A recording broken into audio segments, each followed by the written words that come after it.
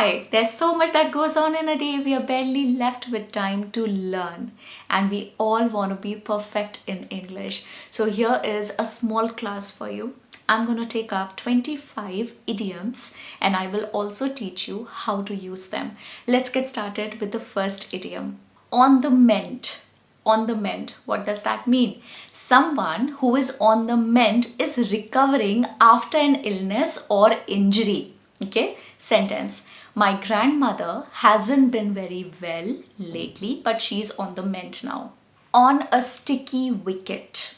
If you find yourself on a sticky wicket, you are in a situation that is difficult to deal with. Here's the sentence. They've refused to sign the contract, so we are on a sticky wicket now. We don't know what to do. The apple of your eye. Now this is in reference to a person, okay? Usually a child. Now apple of your eye is someone whom you have great affection for. My grandson is the apple of my eye. Shake like a leaf. If you shake like a leaf, you tremble with fear or nervousness. That's what you do in the interviews, right? Okay, so at the beginning of the interview, the candidate was shaking like a leaf. Take down a peg. If you take someone down a peg, you make that person realize that they are not as important as they think they are.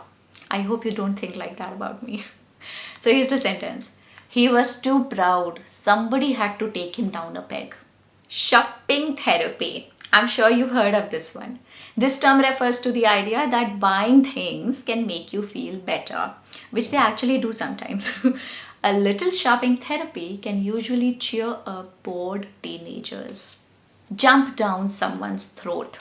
Jump down someone's throat.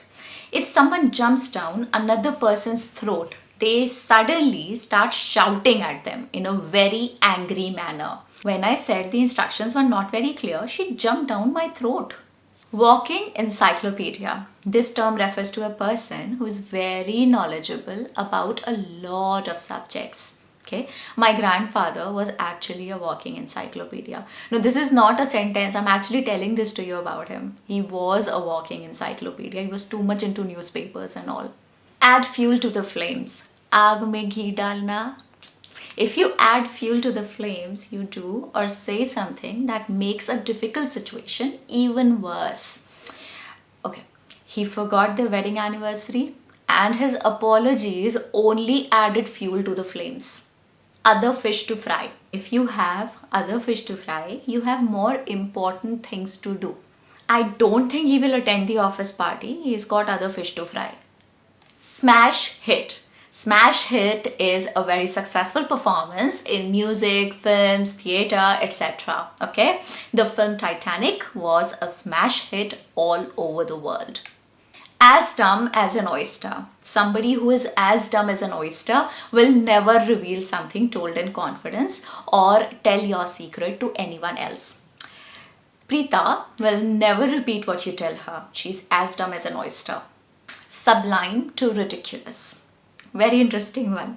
If something goes from sublime to ridiculous, it deteriorates in quality from serious to absurd or admirable to unimportant. Okay? So something that goes from very good to very bad or very serious to absolutely nonsense, stupid in a short period of time, that is going sublime to ridiculous. Okay? So something like an opera followed by Mr. Muscle Contest is going from sublime to ridiculous. From the word go. The expression from the word go means from the very beginning of an activity. Very beginning. Right from the word go, he was rejected by the rest of the group. Push your luck. You must have heard of this phrase, don't push your luck. So if you try to get more than what you already have obtained, and you risk spoiling the situation, you risk spoiling everything. That is pushing your luck. You've got your father's permission to go to the concert. Don't push your luck by trying to borrow his car. Silver lining. A silver lining refers to good or pleasant side effects of an unpleasant situation. Burai mein bhi achhai dekhna. Every cloud has a silver lining means that there is a positive or hopeful side to every unpleasant situation. The tide has turned. When a trend has changed from one thing to another, the tide has turned. Something like earlier, people looked for jobs someplace close to their house. Now the tide has turned. Now people look for jobs abroad. Glass ceiling. Now, this is a very good one you must know. The term refers to a discriminatory barrier perceived by women and minorities that prevents them from rising to positions of power or responsibility.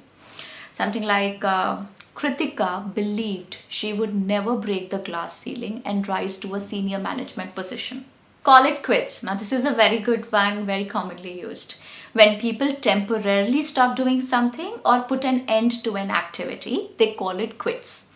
Okay, we are all exhausted, so let's call it quits for today. Roll up your sleeves. When you roll up your sleeves, you get ready for the hard work. The house was in a mess after the party, so we had to roll up our sleeves and start cleaning. Know which way the wind is blowing. Hawaon ka rukh. This expression means that it is advisable to know how the situation is developing in order to be better prepared for any changes.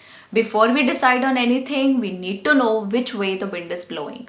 Crack down on something. If the authorities crack down on something, they enforce the law by taking severe measures to restrict undesirable or criminal actions. To reduce road accidents, it was decided to crack down on speeding.